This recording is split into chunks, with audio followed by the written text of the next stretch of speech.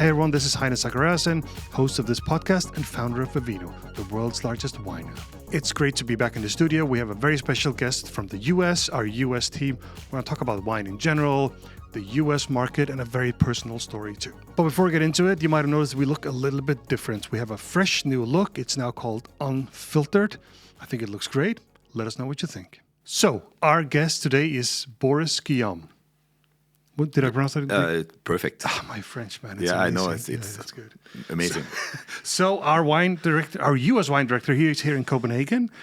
Great to see you. It's been a while. And you've been with us for many years. But let's start with your background, because I'm not getting like a full Californian accent on you. Yes. So thank you for having me today. So I actually, I was born in France, in the Loire Valley, a long time ago. And I came to the US in 95, so again, quite a while. Actually, I got a scholarship to go and study. I don't know about you, but I had no idea to go to the US before. But they actually, as you know, it's expensive to go to college, and they gave me a full tuition. So I was like, why not? For what? Why that? Just for, it wasn't for sports, just like curriculum and so on. And I came back full-time in 1998, and I've been in the wine business since then, so quite a few years. I worked, obviously, I've been with Vivino for the past 8 years. Yeah. Obviously, we work together in San Francisco. I'm actually based in Napa Valley, which is about 50 miles, which is 80 kilometers north of... But you would get to the office every week at least, right? I do, yes. There's a ferry. I'm taking the ferry to get to the office. And so I work at different places before. I work for like fancy restaurants. I work for a chain called Dylan De Luca, which is a luxury brand as the wine director. And Vivino's been my home for the past 8 years. Been a lot of challenges, a lot of great time as well. So, happy to be part of the team. Amazing, yeah. And you came to Napa so where did you go to school though? So I went to Spokane, Washington. Okay. AKA middle of nowhere in Washington State on the east side. Gonzaga? I went to Whitworth, but obviously I'm a huge Gonzaga fan for basketball. And so that was 1995, and I moved to Napa in 2003. Okay.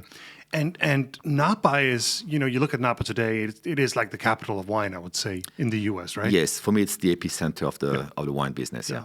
But the first time I was there, maybe in 2009 or 10, it felt like a little bit of a village, and now it's totally changed, right? And you came in 2003, right? Yes. So, even when I first came, obviously it's the main region for wine in the US, a huge wine tourism, so to speak. Yeah. But there was a lack of infrastructures, a lack of hotels for sure. Yeah. And they've been building and building. So now it's a totally different city. It's Disneyland for wine. Yeah, it is definitely, yeah. If you like wine, if you like great food, because we have some of the most amazing restaurants. We actually had the first 3-star Michelin restaurant in America, which is called the French Laundry, which obviously in Yountville. And probably one of the highest ratio of great restaurants per capita, I think. Yeah, I think that's true. Yeah. That's true. So we're going to stay with you a little bit, because a couple of years after you joined us, there was a big life event in your life, and I still remember getting that call and was quite shocked. So this is in 2019. What happened then? Yeah, so yes, indeed. So on February 18, 2019, which actually happened to be President Day, which is a holiday, one of the few holidays we have in the US, Monday. And I wouldn't say I'm young, but I'm not super old either. But I've always been very, taking care of myself, doing sports, eating healthy. Even though I'm in a wine business, I don't drink much. I used to tell Sounds strange, but it is true. Well, yeah, I used to tell people, if I'm not paid for it, I'm not going to be drinking wine. Strictly professional relationship with That's wine. right. Yeah. It's all professional for me. Yeah. But long story short, so that day I went to work out in the morning, and I started to feel some chest pain, and I went to the shower. I went to the cinema movie theater next door and then I had a cardiac arrest. So my heart stopped. And I was lucky enough to survive that event, which is, again, it's about 5% chance of survival if you actually have your heart stopping outside of the hospital. Yeah. But again, probably because I was young, and most likely also because people were there right away. I had like the people doing CPR, and the paramedics arrived like within three minutes. And actually, Napa is one of the best places in America for heart surgery as well. Okay. So the right place at the right time for people to help me. And I always like to tell that story because, it can happen to anyone. Obviously, I was 44 at the time. I thought of myself as being young. I wasn't, doing. You were fit then, Yeah, I was fit, and but probably, just a bit too much stress in my life at the time. And so I always tell people, if you feel any sense of change in your body, like, because I had chest pain before, a few weeks before, and I went to the doctor, and the guy was like, yeah, you probably work too much, take it easy, whatever. I didn't really think it as being an issue, but I'm going to tell everyone that if you do not feel great, if you start to feel chest pain, numbness in your body, then you should probably go and get what we call a stress test, which will tell right away if your heart is having any issue. And and then also to recommending for people to learn how to do CPR. Yeah. It's going to take about an hour of your time. It's super easy and it saves lives, And I think that's we're all going to think of it as like, hey, I'm never going to use it. Well, guess what? You may actually at some point. And you could save a life. I would save a life, yeah. And what happened literally was you were watching a movie and you felt so much chest pain, you stood up and walked out of the cinema, yes, right? So basically what happened, I was not feeling great. No. I was going to go home, which would have probably be the end of my chapter. I went inside the movie theater and I sat down. And as soon as I sat down, I was like, I felt like almost like if there was like someone crushing me from the front and from the back. So I just stood up and I walked toward the front desk. And there was this young girl, probably like, 16 years old, like our kids, who was like working. And I said, hey, can you help me? I'm having some chest pain. And with my French accent, because I actually work in the wine business to have a French accent, by the way. It could be a Danish one, but I don't know if it would be the French same. No, for sure. No, probably not. But she looked at me, she said, oh, do you need a refund? So I'm like, okay, I'm done. I'm going to die right there. And I probably didn't look great. And the janitor was right next to her, say, hey, are you okay, sir? I'm like, no, I'm having like huge chest pain. And he said, why don't you just sit down? And then I just collapsed. Yeah. Okay. Wow. And then they gave you. So there's a guy who was there at the time. His name is Sean. He became a very good friend. He was there with his family, and he saw me as soon as I dropped. He went there, and they turned me, and I was all blue because I wasn't breathing anymore. And he did CPR, and the paramedics arrived on the scene like within like 2 or 3 minutes. And that's key, right? And that's exactly what saved my life is how fast. I mean, it happened at 1:42. I know because I have the old story, and by 2:10 I was already in surgery. So super fast. Incredible. Yeah, well, we're so glad to have you. Yeah, especially glad when these it's my things happen, right? Boris 2.0 version, Yeah, exactly. And what did you change your life after that? Because you didn't drink much before. Yeah, what happened after? So it's funny because I didn't have anything special. I said, I need to stop eating bacon in the morning or stop drinking, whatever. So I just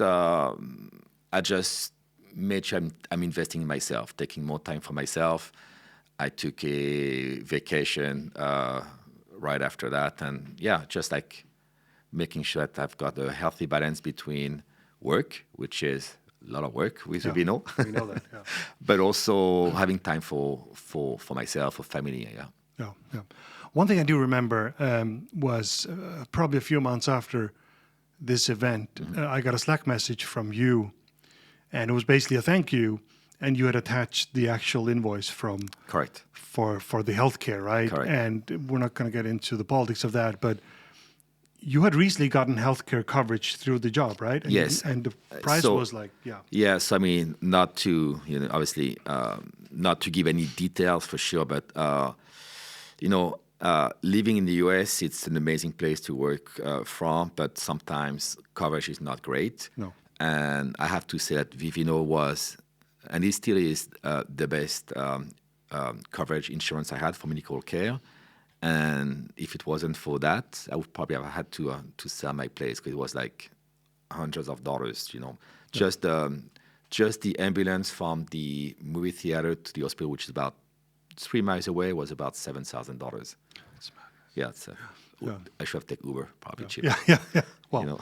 well, you can't put a price on your No, life. correct. So, Yeah. So, but I mean, obviously today is not a time for me to say, I mean, I'm super thankful for this. I think it really created like a bond for me and Vivino, because obviously that's there's that moment where you judge people you work with in good time and bad time, and that's definitely wasn't the best time of my life.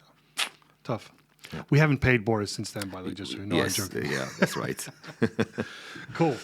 Okay, incredible story, and again, so glad to have you here. And I mean, the wine industry just, I guess, what happened to you, it just shows it can happen to anybody, right? But in the industry, we have to be careful. We just don't drink too much because you're Correct. exposed to a lot of alcohol, right? So Correct. got to be careful. So let's get into the wine industry a little bit. What's happening right now? Because we hear a lot of stories in the media. Let's go all the way up into the helicopters. How is the industry doing right now? So it's a challenging time for all the wine regions of the world, going from France for sure, especially Bordeaux, Italy, Spain, and now in California as well. And again, so California is literally where the core of the wine production is made in. There's also Oregon and Washington, which are two states which produce a good amount of wine in the US, but California is literally what people are drinking. And I've seen it happening quite a while ago in France, especially in Bordeaux, because there's a lot of Bordeaux production. And this year was the first time where I really felt that Napa was struggling, to the point that people had a hard time to sell the grapes, because one of the things in Napa is wineries don't always own the vineyards. They actually sub-rent parcel of the vineyards, or vineyards owners sell the grapes to wineries. And that's less common in France, but in the US, it's very correct. common. Yeah, it's no, it's not common in France. I mean, obviously, if you do like Chateau Mouton, Rothschild, well, guess what? That's a parcel of wine and Petrus, etc. Same in Burgundy, which obviously it's always parcels. In America, it's very common to have one single vineyard producing wine for about 10, 20, sometimes even like 50 different wineries, like the Tocalon, which is right next to Opus One and Mondavi. I mean, it's and they sell at some market price, or how does that work? So it depends of the pedigree of the vineyard, and like Tocalon is super expensive. I mean, I don't know exactly how much it is these days, but it's probably about $20,000 per ton. A ton will give you 2 barrels, roughly about 50 cases, not much. It's expensive. I mean, making wine in California, it's very expensive. But anyway, so the industry has been struggling, and I like to think that we provide a different platform for them to market their wines, because one of the things that's is important with Vivino is that whether you live in San Francisco, in New York, or in Kansas, middle of nowhere, well, guess what? When we market wines, it goes to millions of users throughout the country, and they all get to see the same wines. And so we offer like a way for people to connect the wineries to the end consumer. So if we look back at why does this happen? Is there less demand, or what's happening? So I think that the younger generation are not drinking as much wine as the other ones. There's also ton of new, like in Napa, ton of new winery that happens. You just say how Napa changed a lot in the past 10 years. Well, the amount of new brands has also been drastically increased, Yeah, but why do they stop? Could it be, I mean, prices, specifically Napa, we're talking globally, obviously Bordeaux and Burgundy have some really high-priced items, but Napa is high-priced too, right? Yeah, I think the average price of Napa Cabernet Sauvignon being the main grapes produced in Napa, it's about just over about $110 per, so which is in euros about 100 euros, and in Danish krone, I have no idea, but you will know. No. We have people from all over. Yes. But let's dig into the U.S. So what's it's said that wine is made in every single state in the U.S. Correct. Obviously, California is the home of wine. Tell us a little bit about the industry in general. So yes, so it's definitely it's a struggle. The one thing is, the quality of the wine these days is probably better than ever before. I mean, there are better wines produced all over the world with people traveling. I mean, you get people who are trained in Europe going to the US or going to South Africa or Australia. So the sharing of the knowledge and the improvement of the quality and technology is obviously amazing. Yeah. So you have the best ones ever produced at a cost that's often high, though. And it doesn't matter how good your wine is, people are going to drink X amount of wine, So the idea is like, how do you get your wine on the dinner table? Yeah. And knowing that there's a lot more competition than probably 10 years ago. Yeah. And saying Napa is like the pinnacle there, and Napa Cab specifically. If you look at so first of all, why is that? Why do the Americans love it so much? So I think it goes back to the famous Taste of Paris in 70s. Yeah, in '76, which was that's when they put together in a blind tasting some of the most famous chateaus from Bordeaux, alongside some of the wineries from Napa, Chateau Montelena being one of them. If you watch the Bottle Shock the movie. And the Napa Cabs came first on literally every single categories, which kind of like put Napa on the map. It put Napa on the map for Cabernet Sauvignon. Shortly after that, you got some press, like the Wine Spectator magazine and Parker, that really focused on Cabernet Napa Cab. So even though it's a very, very small production, I mean, it's about 5% of the wine produced from California come from Napa Valley, so it's almost nothing. Oh. But it is what's advertised the most, and that's probably where the prestige is in wine business. Yeah. Okay. What about the taste and what Americans generally eat and drink? I mean, it's very sweet, right? Yes. So it's not so much it's sweet; it's got a higher alcohol. Okay. So if you look, even though with global warming things are starting to change, but you look at a Bordeaux, you're going to be at about 12.5% alcohol. In Napa, you're going to be about 14 to 15%. Yeah. So and the alcohol give you that impression of sweetness. Yeah. The higher the alcohol and the more density the wine has, and the more sense of sweetness it carries in a profile. Yeah, and let's talk about a little bit what they generally drink. So it's mostly American wines in the US, right? Yes, correct. So for Vivino US, we do daily offers twice a day. And probably about 70% of the offers we do are going to be domestic wines, and 8 out of 10 are going to be Napa Cabs. Literally, we could do Napa Cabs every single day. Yeah. I think we will sell it anyway. They love it, yeah. They love it, yeah. Okay. So I'm going to tell you a story, because since we're in Copenhagen, a story you don't know about Napa that relates to Denmark. Okay. You ready for this? Yes. So the current king of Denmark, he wasn't king, but he was crown prince back then. He actually went to Napa when he was 20 years old and worked at Mondavi with Robert Mondavi himself. Okay. I'm not sure how long it was, but his father was French and had his own winery too. And he probably said, yeah, I'm not going to go to France and do this. I'm going to go to America. And he went there, and I remember he was 20, because he told me this himself. He was 20 years old, and he wasn't old enough to drink. So he's working at the winery, but Mondavi, he said, like, it's fine. He can drink.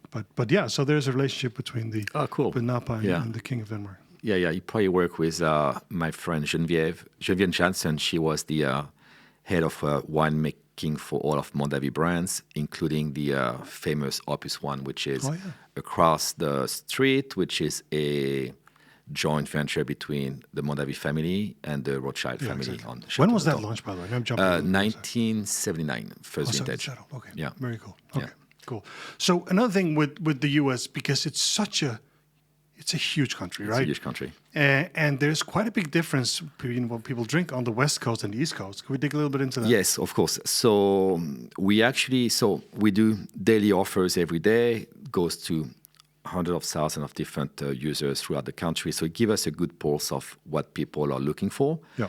And East Coast customers tends to lean more toward European wines, meaning French, Italian, Spanish wines, and some Portuguese as well. And as opposed to West Coast customers are leaning more toward California wines. I think it's a matter of proximity to the wine region for the West Coast people.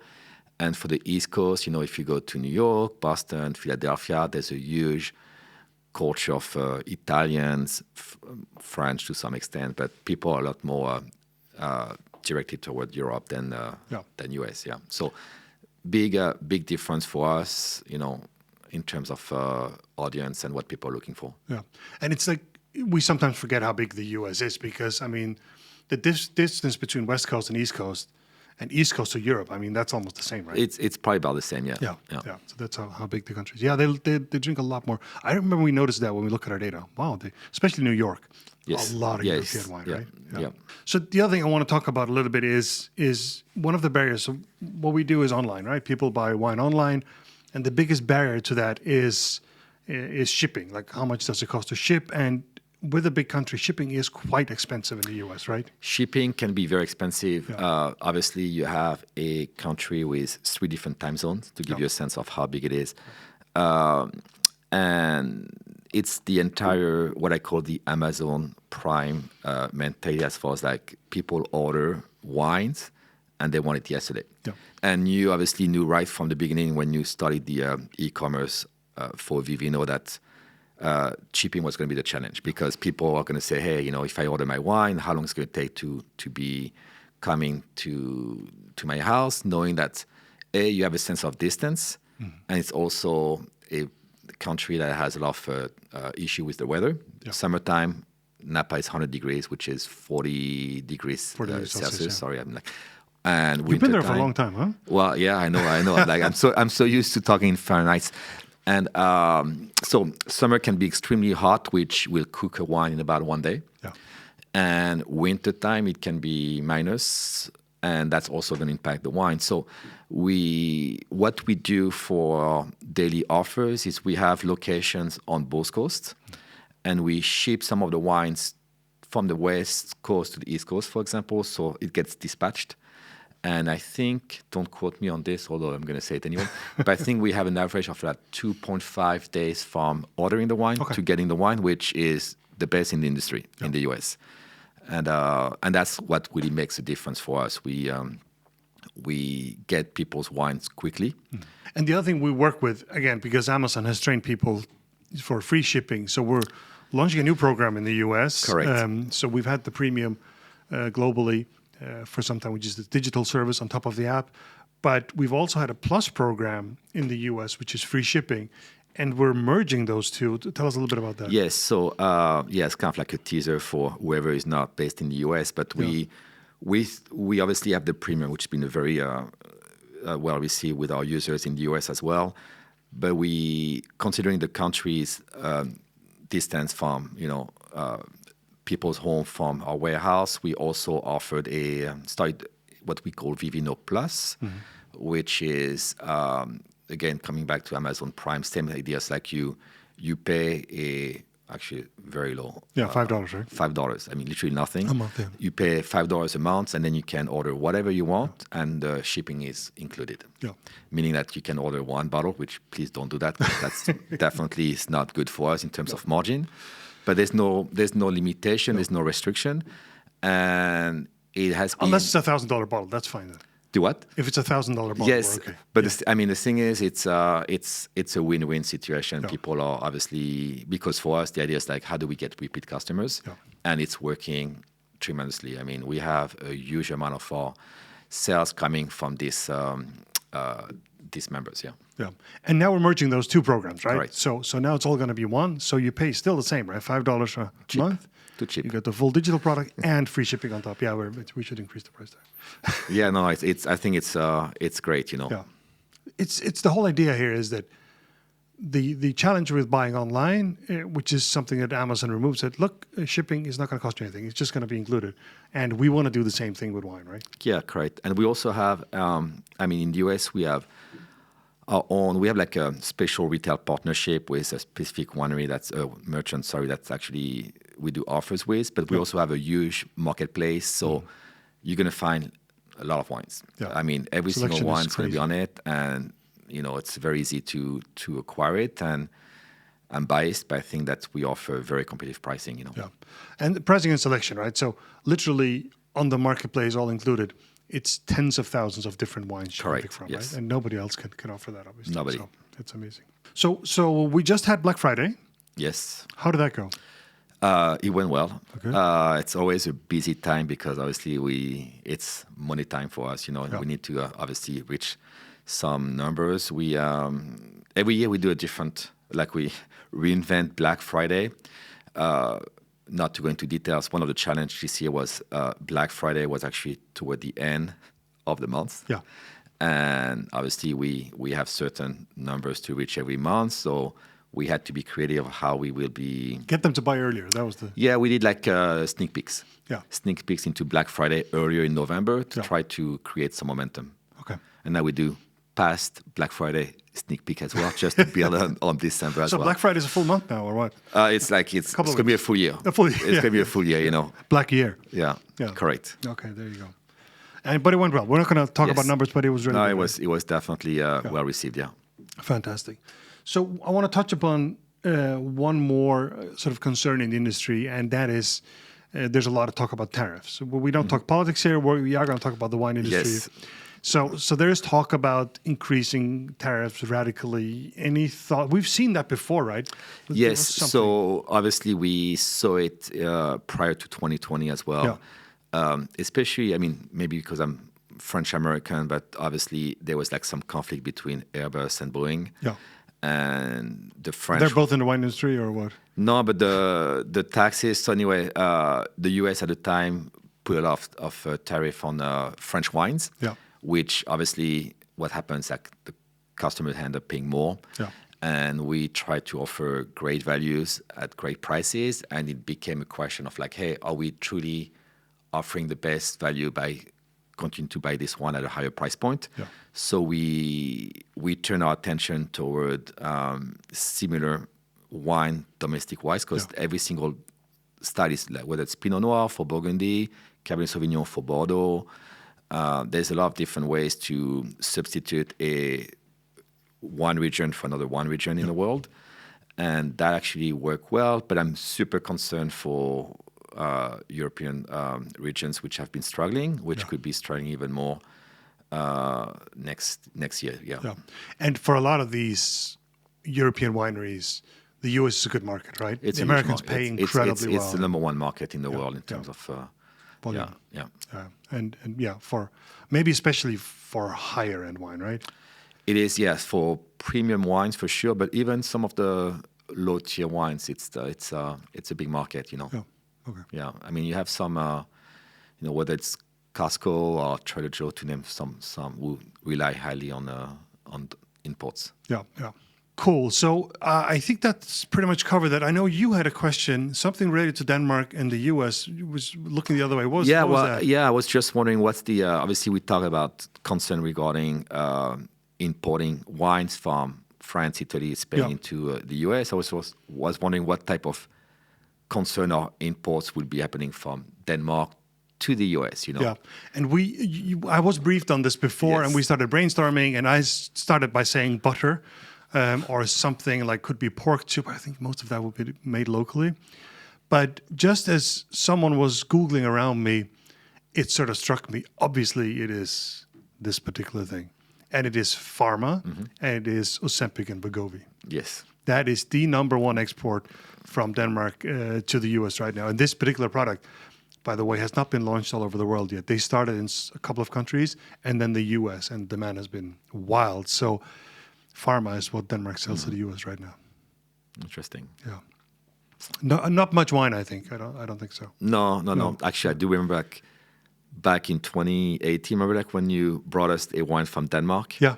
Yeah. So How was that for you? Well, I almost got blinded from drinking it, but it was really good. No, I'm kidding. Let's not name anything. No, it was actually it was a sweet wine. I forgot. It wasn't even made out of grapes. It was made out of some other fruit. Yeah. Exactly. I remember. And yes, interesting. Some weird berries. Let's just say it was interesting. Yeah, exactly. Okay, so given that experience, have you thought about visiting a Danish winery? Well, that's an interesting question. No, the answer is no. I didn't think of this. I mean, obviously, I've got a short time in Copenhagen this That's time the around. reason. It's because of the short time. Yeah, most likely, yes. And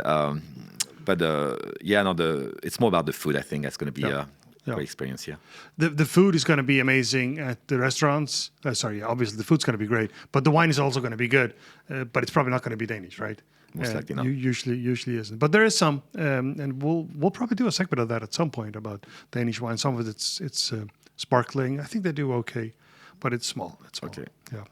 Cool. That's it for this episode. Thank you very much for joining us today, Boris. It was fantastic.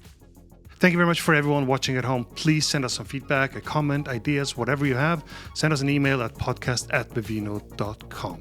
And as always, like, comment wherever you are. Thank you very much for watching.